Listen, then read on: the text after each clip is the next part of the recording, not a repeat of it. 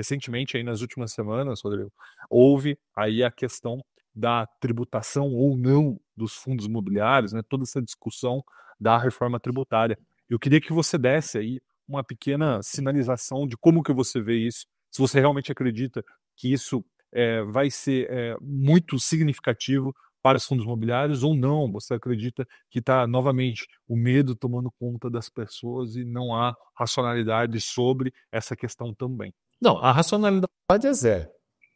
Tá? Já te adianto que a racionalidade é zero. Então, o que aconteceu? Né? O governo está fazendo a reforma tributária e está criando aí dois impostos, né? Um imposto e uma contribuição, chamado IBS e CBS, que foi apelidado de IVA, né? Porque lá fora é o IVA então, assim, soma-se esses dois e chama-se de IVA. Algumas atividades não pagavam alguns impostos, porque esses impostos estão vindo para substituir outros impostos. Então, sai o ICMS, sai o ISS e entra esses dois impostos, IBS e CBS.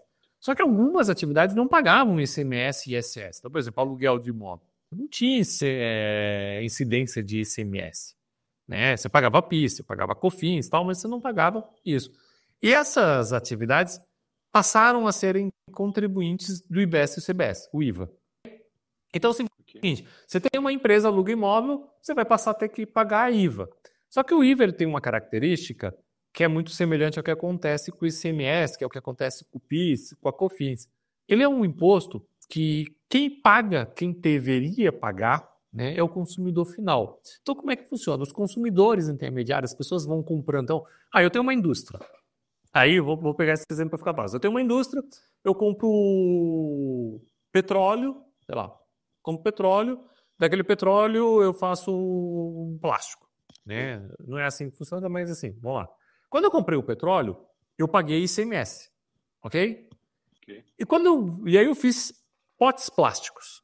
Aí quando eu vendi o pote plástico, a pessoa que está comprando de mim, ela pagou ICMS.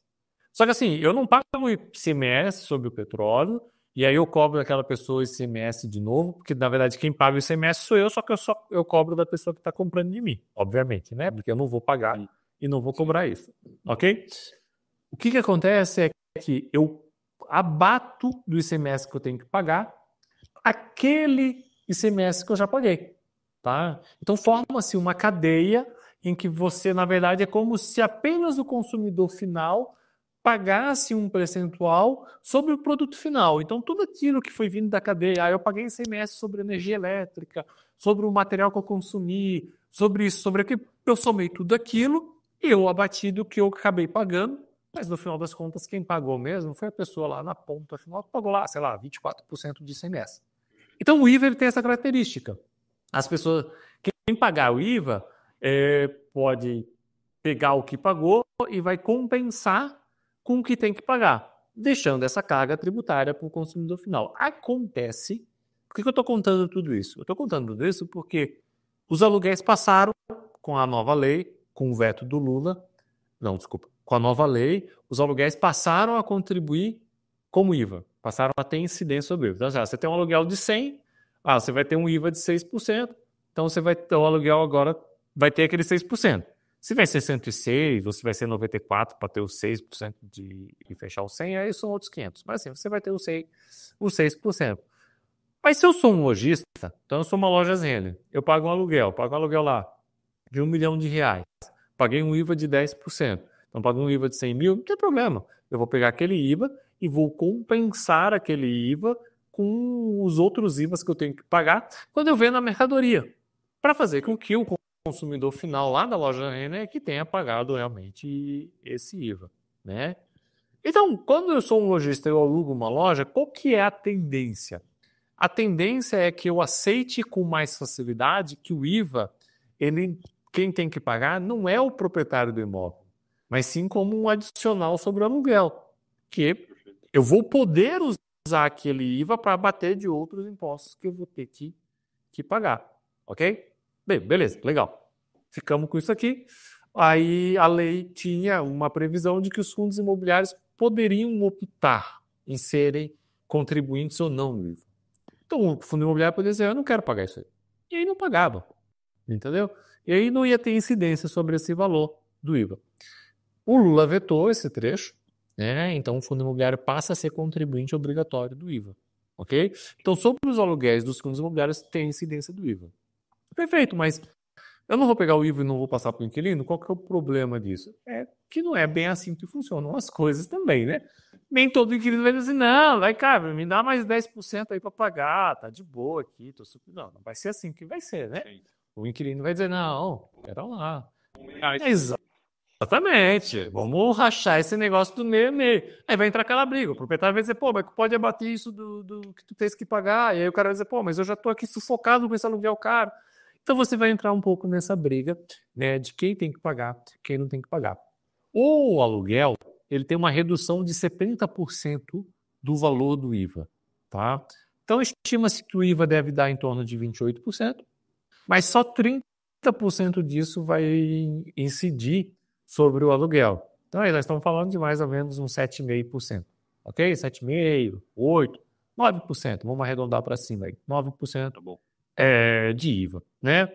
E você fica nessa discussão, e tá, e aí, isso vai diminuir o aluguel, eu vou conseguir entrar num rachide ali com o inquilino, eu vou conseguir repassar tudo para ele, tá? Então, assim, vai depender aí de fundo imobiliário para fundo imobiliário. Então, assim, numa visão mais pessimista, você vai ter ali uma redução da tua receita em torno de uns 9%. Isso não tem nada a ver com a isenção de imposto de renda que o investidor, pessoa física, tem. Isso tem a ver com o fato de que o fundo imobiliário não pagava isso, ok? Ele vai pagar ali, na pior das hipóteses, 9%, e na melhor das hipóteses ele vai conseguir passar tudo isso para o proprietário do imóvel, para o inquilino do imóvel. Aí eu, pelo menos, tenho acreditado no seguinte, Rafael, vão ter fundos que vão ter mais facilidade para repassar isso para o inquilino. Então você pega, por exemplo, um PVBI. O PVBI só tem imóveis ali no eixo Faria Lima, imóveis super concorridos, né? Imóveis que tem um aluguel caro. Ele vai chegar para o seu inquilino e dizer, ó, tá aqui a conta do IVA para você pagar. O inquilino diz, não quer. Cara, não quer. Vai lá para Chucre que eu tenho quem ocupa o imóvel e pague. Entendeu? Então, pô, esse fundo vai ter um pouco mais de facilidade, né? Um fundo de galpões logísticos que fica fácil repassar para o produto este valor. Provavelmente vão também ter um pouco mais de facilidade para jogar. Shopping, ali pode ser um pouco mais difícil, porque quem é simples não pode compensar o IVA. Então, se ele pagar, ele está pagando um adicional.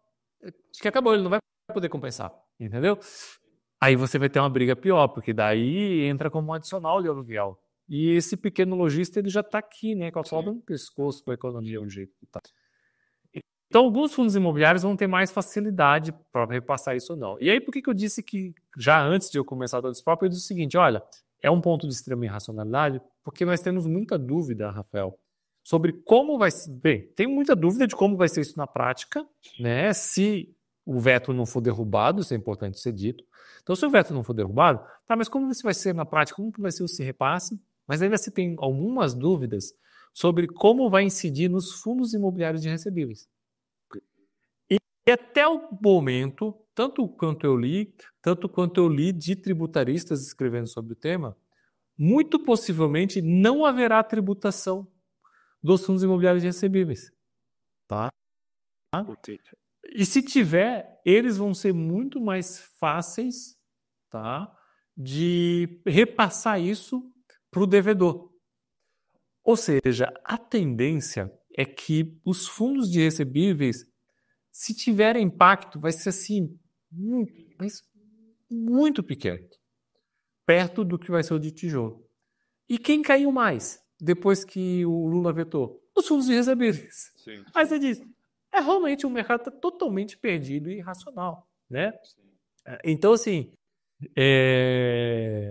aí nós podemos dizer, né? O veto ainda pode ser derrubado, a lei entra em vigor em janeiro de 2026, mas em janeiro de 2026 entra no formato de teste, ou seja, não influencia quase nada, vai começar a influenciar mesmo em janeiro de 2027, num processo de transição até 2033.